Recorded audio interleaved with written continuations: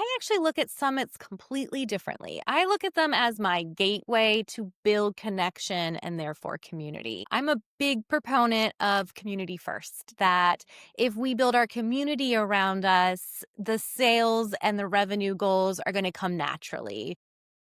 Hello, everybody. It's Fernando Labastida once again in this special edition of the Viral Genius podcast. This is where we're interviewing the speakers of the upcoming Strike Marketing Summit to give you a little preview, a little tease of what you can expect when you sign up and attend. I'm here with Rachel Starr. Super excited to have Rachel because she embodies the exact premise of the summit. Rachel is the founder of CoCreator Society. It's a community for entrepreneurs who are sick of the solo grind and they want to be able to build with a group of peers together who, in a collaborative way. So not competing, but collaborating with each other. I don't know if I said that right, Rachel, but how are you doing today? I'm fantastic. You said it perfect. That's exactly what we do. Okay, perfect. So Rachel, again, I love the premise of your talk. The topic, launch with connection, how to build a business through a summit. If you can give us a little bit of an overview as to what you're going to talk about at your session in the summit. Yeah, absolutely.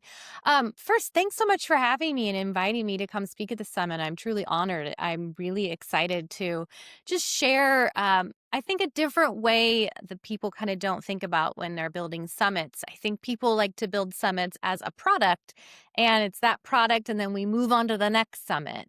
And I actually look at summits completely differently. I look at them as my gateway to build connection and therefore community. I'm a big proponent of community first, that if we build our community around us, the sales and the revenue goals are going to come naturally because I'm building that like no trust with other people.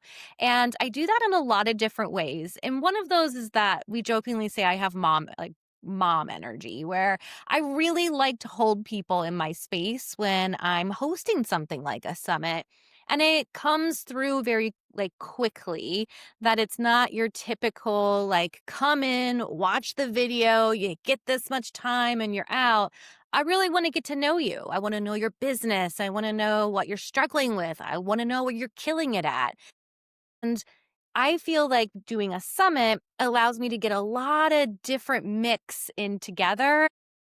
I mean, we just ended a summit in my community not long ago, and it's so fun to listen to everyone talk about all their collaborations that they've kind of, connections they've made that have nothing to do with me outside of this vessel I created for them.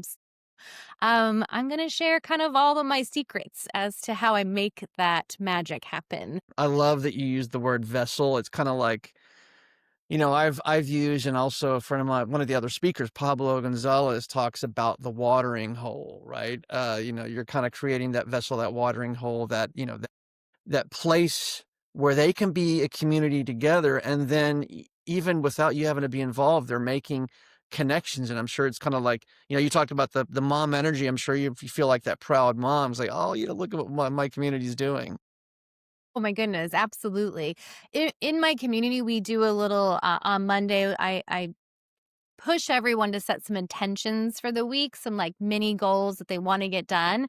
And then Friday, we have our Friday wins, where you kind of what you got done this week, all of those sort of things, or if you're struggling with something, so that we can help you with it.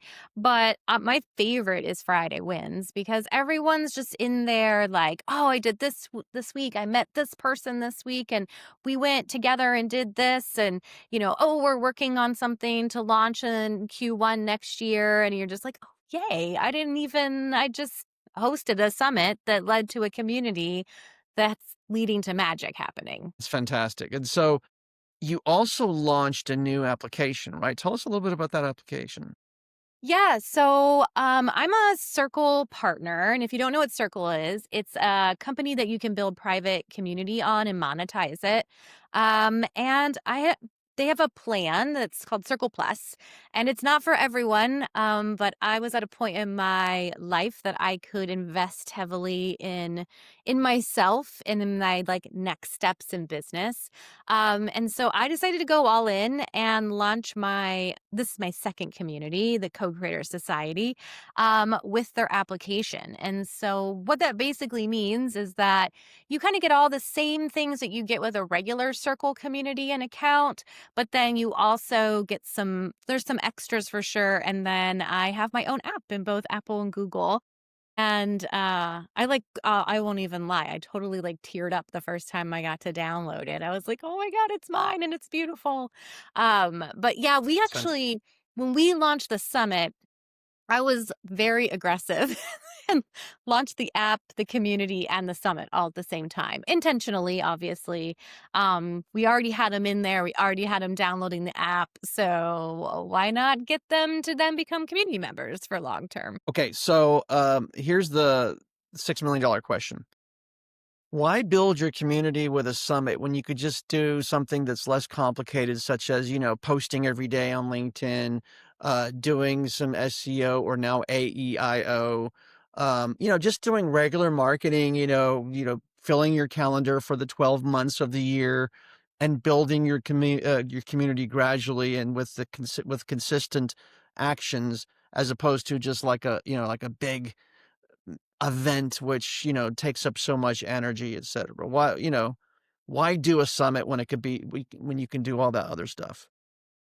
Well, I guess it kind of comes back to one, I am all about the experience. And that's why I get hired for one on one work, is that I'm very much known for not just the experience of working with me, but the actual experience that a user has from the moment they have that first touch point with me.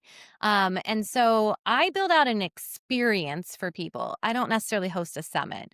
Most people don't know what I mean when I say I've built an experience for them to partake in. But if you say summit, they get that, right?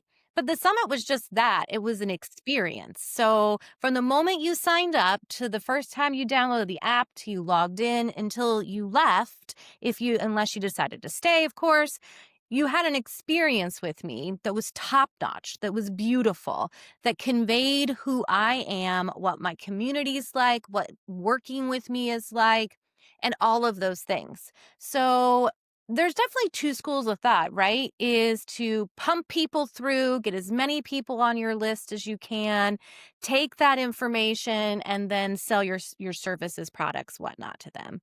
I kind of flip the coin when I do summits. I'm looking for a curated list of people. I don't want to scream into the void.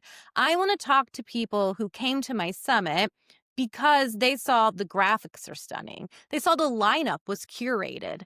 I mean, I do a lot of little things to my summit. Like, for instance, I don't let people choose their topics. I curate the topics, I curate the days, and then I make them apply for those sessions because the entire 3 days or whatever you choose should be an experience. Now, is there anything wrong with posting on LinkedIn and doing what you said? Absolutely not. But when you're selling an experience, you have to create an experience. I wasn't selling a business summit. I was selling the experience of being inside Co-Creator. Now stay with us, join our membership, hang out with us all year. So to me, it was like sort of like a welcome wagon of like, this is what it's like to be inside the Co-Creator Society.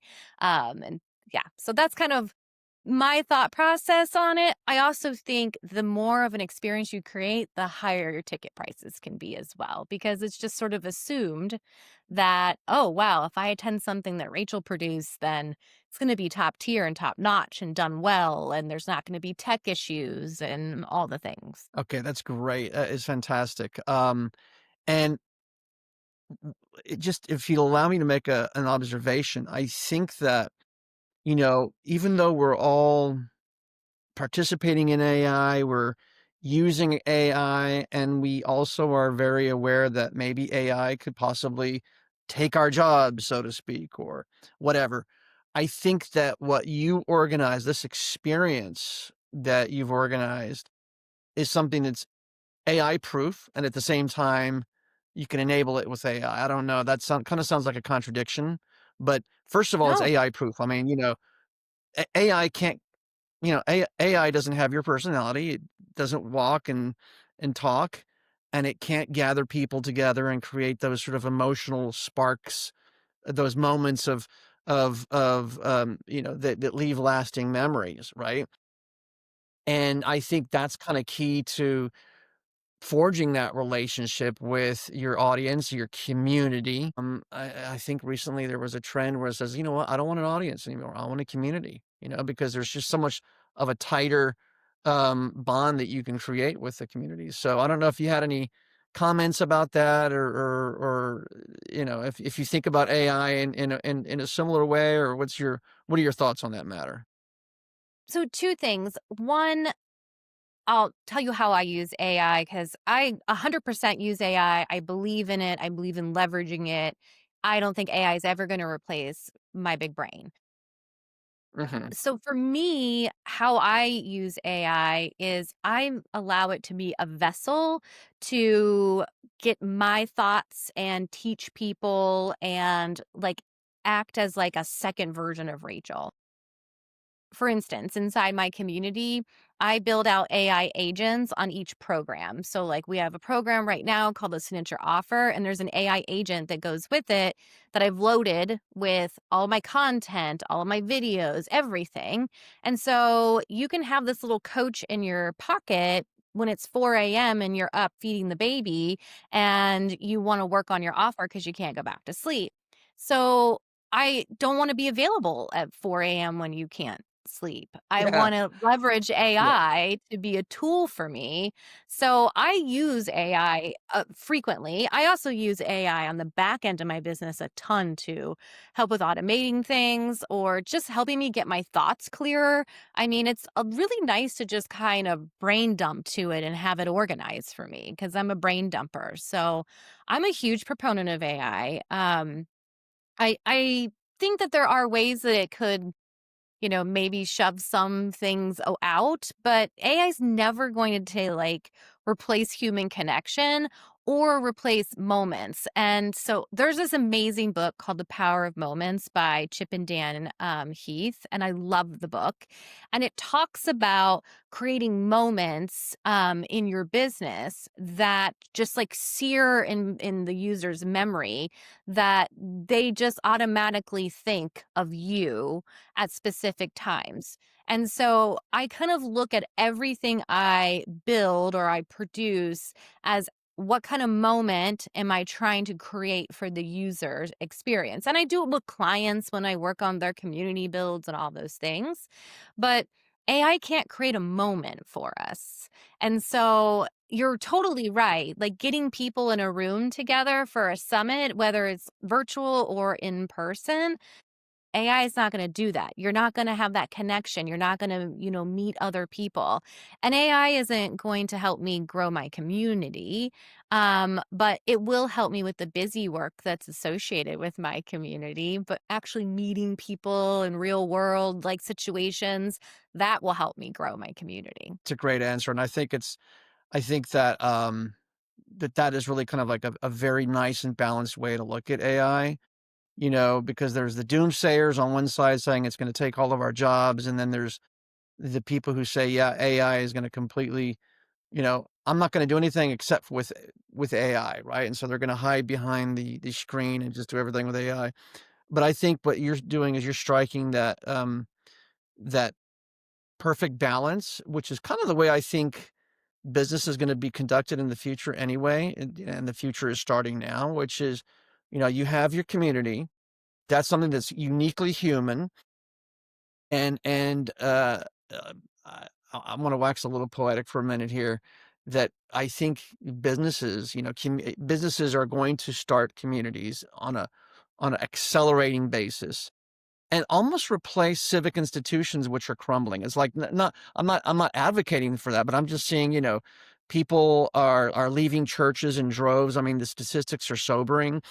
Civic Mhm. institutions are becoming less and less relevant, but communities such as yours and other communities, Mark Schaefer talks about this, and the founders of Circle and Mighty Networks talk about this.